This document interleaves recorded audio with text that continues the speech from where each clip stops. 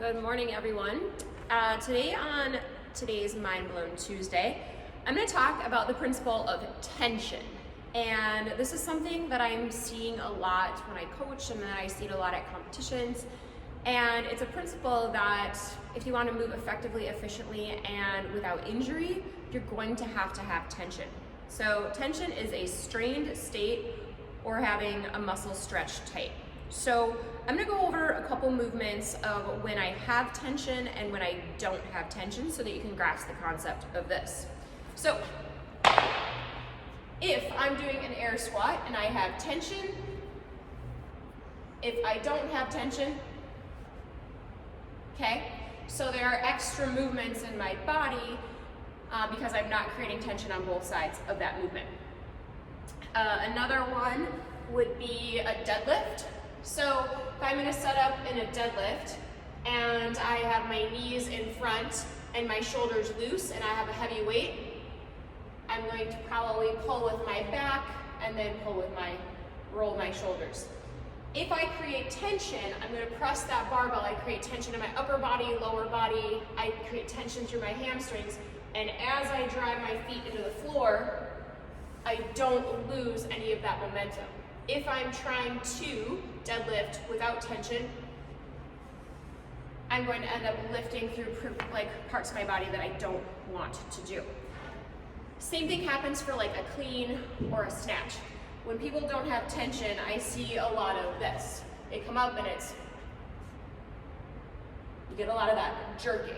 So when I create tension with my upper body and my lower body, I want to press through the ground. I don't want to lose any momentum through the rest of my body so that I can come up for my full movement. Another one after we just got through this open with wall walks was the push-up, or the part of that.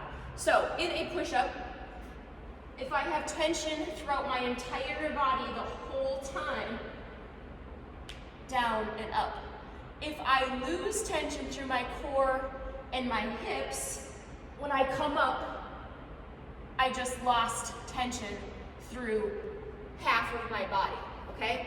So you want to make sure that you keep tension through all of that.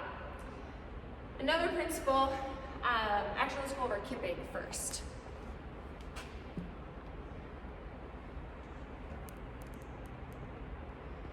So in kipping, at EHP we do the beep drill. So it's beep, beep, beep, beep. So I create tension on my body the whole time. Beep, beep, beep, beep, beep, beep, beep.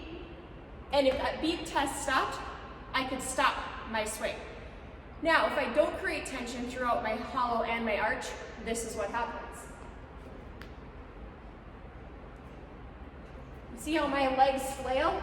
And then if there was a stop in the beep, I couldn't stop my movement. So if I'm going to kip for a pull-up, I want to keep my kips tight. I want to keep tension on the hollow and the arch. A lot of times we keep tension on the hollow and then we flail on the arch. So if you don't keep tension through the front side and activate the back side, you're losing momentum. So in a kipping pull-up,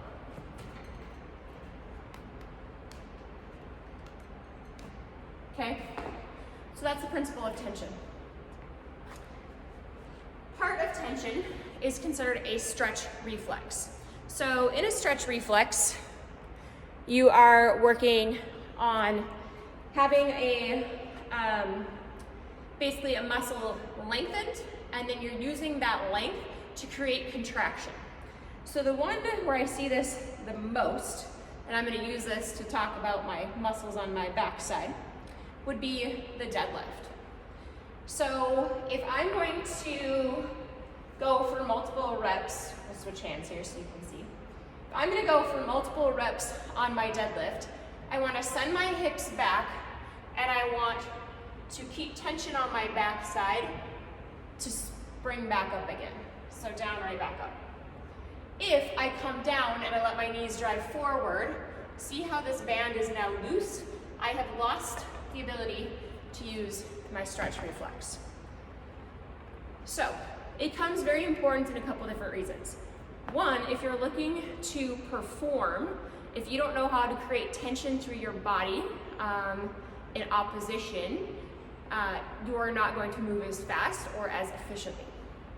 But I think most importantly is if you don't know how to create tension in your body, you're going to start to wear out certain joints. For instance, if I lose tension in my body weight squats and I'm just